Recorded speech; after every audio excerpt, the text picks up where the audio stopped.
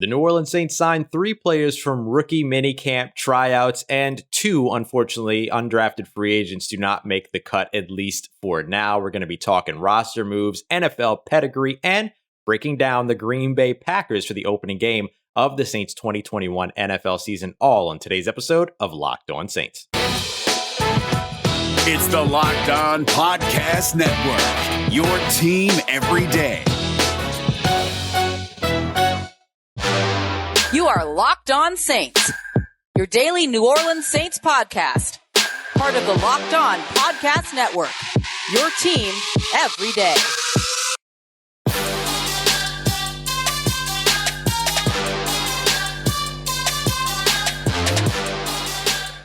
What is good, Who Dat Nation and Who Dat family? Welcome into today's episode of Locked On Saints, part of the Locked On Podcast Network, your team every day, here every single Monday through Friday, 5 days a week, covering your New Orleans Saints. And today's episode is brought to you by Built Bar. Go to BuiltBar.com, use the promo code LOCKED15 to get 15% off of your next order. Now, on today's episode, the Saints pile up a bunch of roster moves over the course of rookie minicamps. We're going to talk about 3 players who got new contracts and 2 undrafted free agents who, unfortunately, we're not able to make it happen just yet. Then we're going to talk ticket prices. The 2021 New Orleans Saints come out as one of the top 10 most expensive home game ticket prices. We'll talk about why. We'll talk about why New Orleans continues to be one of the NFL's top destinations. Then we're going to start off with our breakdown of the 2021 Saints opponents. So we'll start with the Green Bay Packers this off season. Who did they lose? What did they add? And what's new about the Saints opening opponent? And as always, I'm your host, Ross Jackson, at Ross Jackson Nola on Twitter, Deputy Brand Manager over at CanalStreetChronicles.com, and your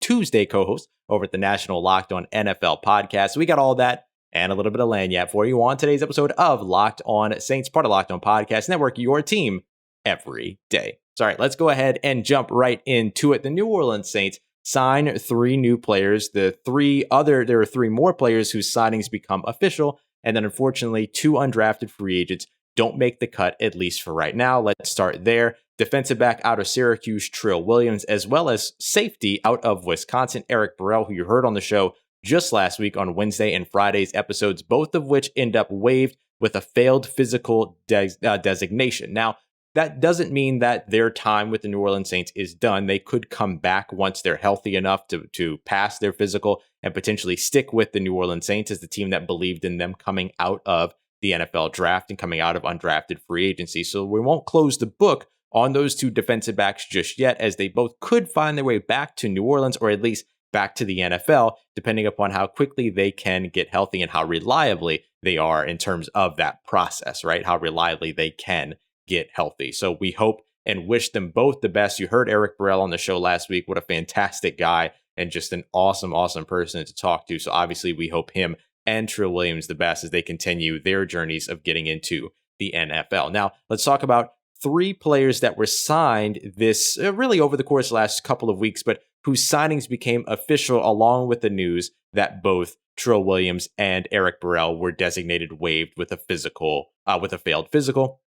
Those players are Deuce Wallace, the free safety out of ULL, walk-on to team captain, and then now here in the NFL. Aesop Winston, the former Rams wide receiver that signed with the New Orleans Saints, and then Sutton Smith, the converted linebacker from Northern Illinois, who's now going to be playing fullback. He and Alex Arma look to be engaged and ready for a fullback battle going into training camp, but I can't tell you how excited I am about that. But all 3 of those signings became official along with the news about Williams and Burrell. Now, the Saints didn't stop there, however, signing 3 players of the 5 that showed up to try out with the New Orleans Saints during rookie minicamp. Remember, the NFL limited it to only 5 players that could come in for tryouts during that time. The Saints loaded that up, including quarterback Tanner Lee, and then another linebacker converting over to fullback with McMillan. And the Saints end up moving out of here with defensive tackle Lorenzo Neal, who we'll come back to here in just a moment. Linebacker Quentin Poling out of Ohio University, leaving Ohio University as the leader in all-time tackles, as well as tackles for a loss, 219 and 45, respectively, on those. And now he joins his 5th NFL team since being drafted in the 7th round of the 2018 draft. He's not somebody that we've gotten to see play defense in the NFL. However, he's only appeared in 1 game in 2019 with the then Oakland Raiders, where he played 5 special team snaps. So we'll see what it is that he's able to do once he gets to the NFL and gets to training camp here. And the Saints also bring in offensive tackle Kyle Murphy, who will also be joining his 4th NFL team as well, after being with some teams like the Green Bay Packers in the past since coming into the NFL. Now, I want to go back to Lorenzo Neal. I mentioned that I wanted to come back to him because there's a very interesting story here that I just think is the absolute coolest. I mentioned that we were going to talk a little bit of NFL pedigree. Here's why. So Lorenzo Neal Jr. is, of course, the son of Lorenzo Neal Sr., who played with the New Orleans Saints his first few seasons coming into the NFL from 1993 to 1996. There's also another player for the New Orleans Saints who is the son of a former Saint in Jalen McCleskey, son of former special teamer J.J. McCleskey, who played with the New Orleans Saints from 94 to 96. So that means that from 94 to 96, Lorenzo Neal Sr. and J.J. McCleskey were both teammates. Now, here in 2021, their sons are also teammates going into training camp. Now, there's no guarantee that either of these guys will make the roster. Jalen McCleskey coming in to a wide receiver room that has a lot of young competition in it, and then Lorenzo Neal coming into an interior defensive line group that also has a lot of competition for the New Orleans Saints in terms of who they're familiar with. And then now these guys both coming in and having to get familiar as quickly as possible with the system, with the team, and allowing the team to get familiar with them. Now, both of these guys absolutely have a shot to at least find a roster spot, especially if Jalen McCleskey can follow in his father's shoes and be an effective core special teamer. Lorenzo Neal, all he has to do is be good enough to get into the rotation. Being an undrafted free agent coming into the New Orleans Saints as an interior defensive lineman has worked really well for players like Taylor Stallworth, Malcolm Roach, and Shai Tuttle in the past. Could he be the next when it comes to potential undrafted free agent making the roster for the Saints in that interior defensive line group? We will see. So those are pretty cool stories, though, with Jalen McCleskey and Lorenzo Neal Jr., their fathers, and then now their sons, both teammates with the New Orleans Saints franchise. Now, coming up next, we're going to start off with our look at the Saints 2021 NFL season. We'll get to the Packers here in a little bit, but we're going to start off with ticket prices. Saints home games, one of the 10 hottest tickets in the NFL in terms of being the most expensive. So we'll talk about why and which games are the most expensive as we continue on with today's episode of Locked On Saints, part of the Locked On Podcast Network, your team every day. And hey, Saints fans, listen up. The number one selling free testosterone booster at GNC is offering a complimentary bottle to all football fans in America. To get that complimentary bottle of Nugenix Total T, just text the word DRAFT, D-A-R-F-T, to 231-231. This unique man-boosting formula is powered by Testofen, which helps to boost free testosterone and total testosterone levels to make sure that you have the energy and lean muscle mass that you need. Plus, if you text right now, they're also going to include a bottle of Nugenix Thermo, their most powerful fat incinerator ever, with key ingredients to help you get back into shape absolutely free. Again, just text DRAFT, D-R-A-F-T, to 231-231. Message and data rates may apply. And also, don't forget to check out our friends over at Wealthfront as well. Decades of data show that investors that trade individual stocks underperform in the market. In fact, every year, only 1% of day traders beat the stock market. The odds are not in your favor if you're doing it alone. So go ahead and team up with our friends over at Wealthfront instead. Let me tell you a little bit about what they do. So Wealthfront creates a portfolio of globally diversified, low-cost index funds personalized just for you, and they do it in minutes. No manual trades, no picking stocks, no watching the stock market every day, none of that. They automatically handle all of the investing based upon preferences that you control. Wealthfront can even help you lower the taxes that you pay as you invest. So Wealthfront is trusted with over $20 billion of assets, and you can get your first 5,000 managed for free by going to wealthfront.com/lockedonnfl. All you have to do is put $500 down to get started. Grow your wealth the easy way and let Wealthfront do the work for you. So to get your first 5,000 managed for free for life, go to wealthfront.com/lockedonnfl. That's WEALTH front.com/LockedOnNFL to start growing your savings. Go to wealthfront.com/LockedOnNFL to get started today. All right, Who Dat Nation, continuing on with today's episode of Locked On Saints. As always, thank you very much for being here, whether you're listening on your favorite podcast app or you're watching over at YouTube. Of course, all you have to do is search Locked On Saints on your favorite podcast app or over on YouTube to be able to watch or listen to the show. Thank you so much for showing all of your support. These last few weeks have been incredible, and I want to keep it going, so make sure you continue to hit me up if you have anything that you want to hear. Again, this show isn't just about me talking to you. This show is about us getting all this info. And speaking of this info, Christopher Dunnels gave us a ton of info over at Canal Street Chronicles when it came to discussing the Saints ticket prices. Look, here's what he found going into the 2021 NFL season.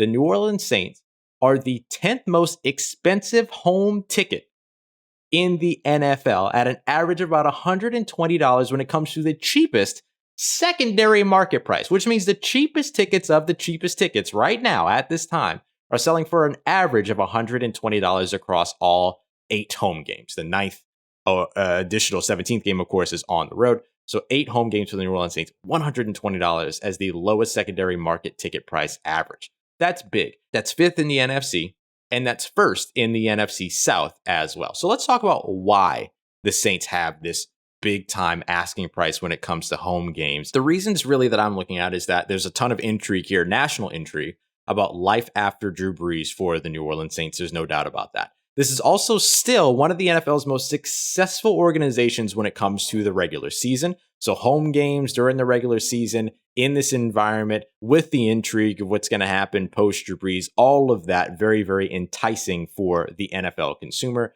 There's, of course, the Who Dat Nation, and one of the most attractive environments, really, to be able to be a part of in the NFL for a home game. The Who Dat Nation and the New Orleans Saints Superdome environment in and of itself is a tourist destination for NFL fans of other franchises and other organizations. That, of course, has a huge draw. The Saints, of course, have 5 primetime games, including home holiday games as well, including the Thanksgiving game up against the Buffalo Bills. And of course, they have marquee matchups coming up this season. So let's talk about 3 of those marquee matchups that are amongst the most expensive when it comes to the Saints home games in the 2021 season. We'll start off with the Tampa Bay Buccaneers on Halloween. Of course, that is going to be a huge game, right? Divisional matchup, all the other things. We'll talk about it a little bit more in depth here in just a moment. But the cheapest secondary market ticket price is $200 for that matchup. Hosting the Green Bay Packers to open up the season in week 1, that cheapest secondary market price, $222 at this time. And then, of course, Thursday Night Football against the Dallas Cowboys, that one, $271. So when you see these top end prices, it's no wonder that the lowest average end is around $120. Now, why are these 3 games more expensive than others? Well, some of these are pretty simple, right? Let's start off with the Halloween game against the Tampa Bay Buccaneers as the Saints host them in the Superdome. Jameis Winston versus his former team, right? All this talk about Jameis Winston being the number 1 selection in the NFL to, having a 5,000-yard passing season, and then the year after that making just $1 million with the New Orleans Saints as he tries to revitalize his career. And now here he is getting an opportunity potentially, right? Potentially, we're assuming that Jameis Winston is going to be the starting quarterback for the New Orleans Saints, but we don't know just yet, right? But these ticket prices tend to prepare for the best case scenario, which for the NFL is Jameis Winston on Halloween going up against Tom Brady and his former NFL team. Plus, it's Saints versus Bucks. Always great matchups, always wacky matchups, divisional rivalry. All of that is very much there. It's a big-time rival now as well over the past season. They may have even, I don't want to say peaked in terms of the rivalry there, but this is probably the best that the rivalry between the Saints and Bucks have been over the history of the rivalry thus far.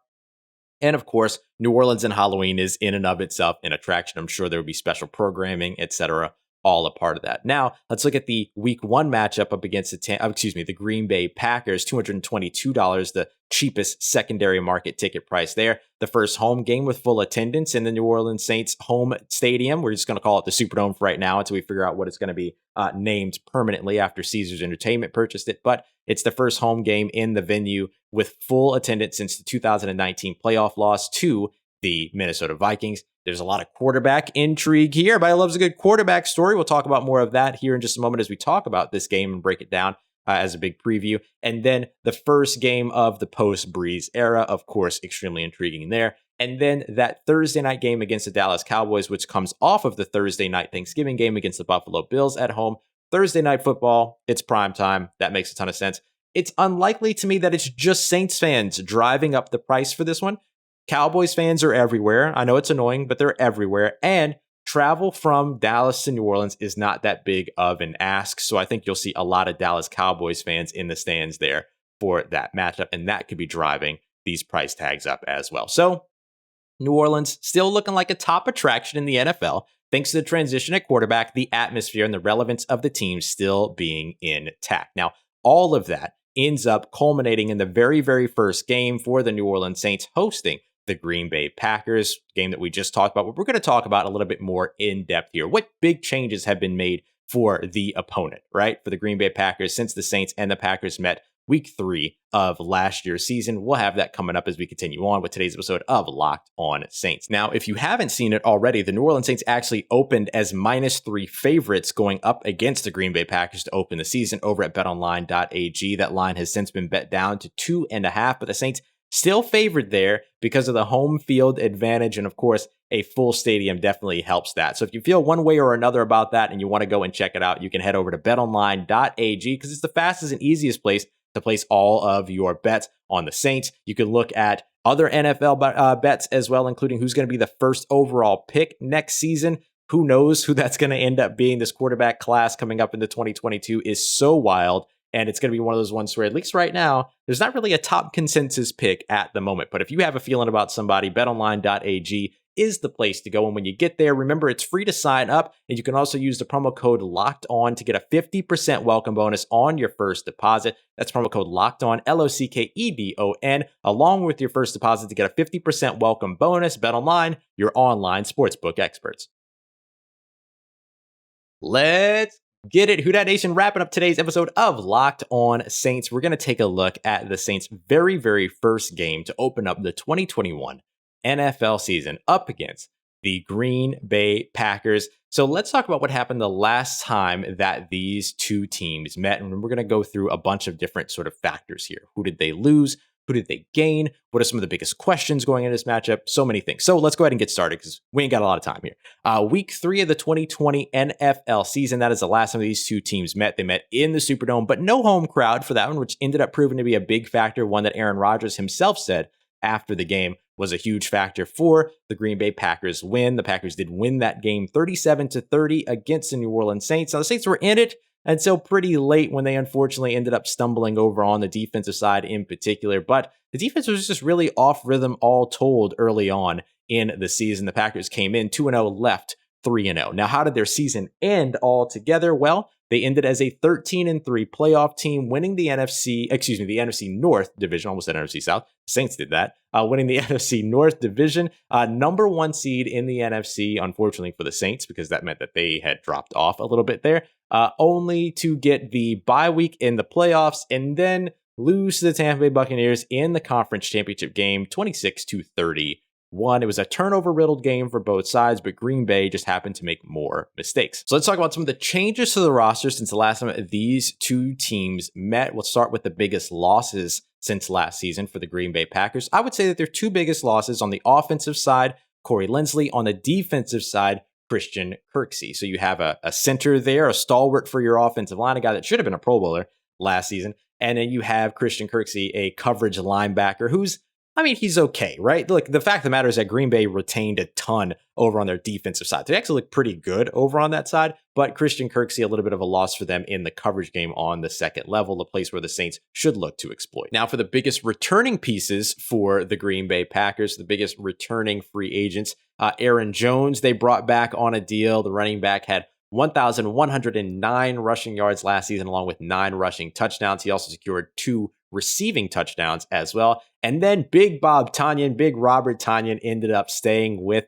the Green Bay Packers after being tendered. He was a restricted free agent. 52 catches for just 586 yards, but 11 touchdowns on just 59 targets. So a very effective tight end and target there for Aaron Rodgers. Now, the biggest additions in the draft for this one because they didn't have huge additions in the free agency market. They signed a long snapper. That's kind of it. But when it comes down to the biggest additions in the draft, they added Eric Stokes, the cornerback out of Georgia, in the first round to help sort of bolster their passing defense a bit there. They finally got a weapon in wide receiver Amari Rodgers, who is phenomenal after the catch, wide receiver out of Clemson there. And then a couple of interesting and intriguing late round adds that might not make the roster, but are still intriguing names in Isaiah McDuffie, the linebacker, as well as running back Kylan Hill. What has been the biggest offseason story for the Green Bay Packers? Well, that's easy. Aaron Rodgers reportedly not very happy with the organization, particularly with the general manager there. They're working on a long-term deal. Draft day, big news breaks that he might potentially want out. I don't think he's going to end up going anywhere. I think that he'll still be the starting quarterback going up against the New Orleans Saints in week 1, but definitely a story to monitor, as the New Orleans Saints should be very interested if he is going to be on the move, but very unlikely that they end up landing a quarterback like Aaron Rodgers with his contract, and very unlikely that the Green Bay Packers would agree to trade Aaron Rodgers to the team that they're going to play against the very first week of the 2021 NFL season. How wild would that be? But either way, that's got to be the biggest storyline for this team. Aaron Rodgers reportedly upset. I guess it depends on whose sources you're listening to as well, because there's a lot of he said, she said around all of this. Best player in 2020, of course, was also Aaron Rodgers. The quarterback completed 70% of his passes, 48 touchdowns, only 5 interceptions. What an incredible season he had. It was an MVP season, no doubt about that. All-Pro and Pro Bowl honors as well. Their biggest weaknesses in 2020. First of all, we'll start off over on the defensive side. Well, I guess these are both on the defensive side, actually. Run defense, first of all, allowed over 2,000 rushing yards last season. Put them right around middle of the pack, so not terrible, but they allowed over 150 rushing yards 5 times, over 200 2 times, and then generating turnovers was another big one for them. They did not generate many, only had 18 takeaways in 2021. That puts them around 25th in the NFL, depending upon how you count up the ties. For reference, though, New Orleans had 26 takeaways, tied for 3rd in the NFL there in 2020. So now we'll go ahead and get to our biggest questions from this game to wrap us up. Are these two teams still elite competitors within the NFC South? You have a lot of turmoil in Green Bay. You have a huge shift in personnel, strategy, potentially even scheme a little bit for the New Orleans Saints. So are these two teams still at the top of the NFC? We'll find out very quickly. Who's going to be the cornerback 2 in New Orleans? And for that matter, will Marshawn Lattimore even be available to go up against Davante Adams to open up the season after his offseason arrest? That's a big storyline that we'll have to watch for several of the early season games. Will the Saints have their top 2 corners settled when it comes to opening the 2021 season? Is the run defense going to continue to dominate for the New Orleans Saints? They held the Green Bay Packers only 98 rushing yards in week 3. Aaron Jones had a phenomenal season, as we mentioned earlier, but did not really get it going up against the New Orleans Saints on the ground. Can they continue to be the sort of immovable object that they are when it comes to run defense? And finally, can the offense for the New Orleans Saints open up this season right away and open up with a clean game right away? New Orleans fell victim to a lot of, let's say, self-inflicted wounds over the course of the 2020 season. Can they avoid that early on in 2021 with a new quarterback at the helm? So a huge game to open up the season for 2021. New Orleans Saints hosting the Green Bay Packers week 1, 3:25 Central Time on Fox. But it doesn't matter what station it's on, because you're going to be able to be at the game, at least at this time. That's the plan, is for it to be full house, fully packed, and a lot of fun for the Who Dat Nation. So make sure you come through for tomorrow's episode, everybody. It is Twitter Tuesday, so I'm going to put a question out about season projection, right? What's the record projection for the New Orleans Saints at this time? Understanding that there's still so much to learn about this team and their opponents going into the 2021 NFL season. So we'll talk about record projections, and I'll put together an average amongst what Saints fans respond. And then we'll also talk through a bit more of the 2021 NFL season and get back to Jeff Ireland's notes on the Saints draft class. We got all that coming up for you tomorrow here as we continue on with Locked On Saints, part of Locked On Podcast Network, your team every day. And as always, I appreciate you very much for coming through, for rating, reviewing, for liking, for commenting and subscribing and sharing and helping to grow this family. As always, you can find me on Twitter at Ross Jackson, NOLA. Hit me up. Let me know how the family's doing. Let me know how you're living. Let me know how your mom and them. And trust you, that nation. I'll holla at you.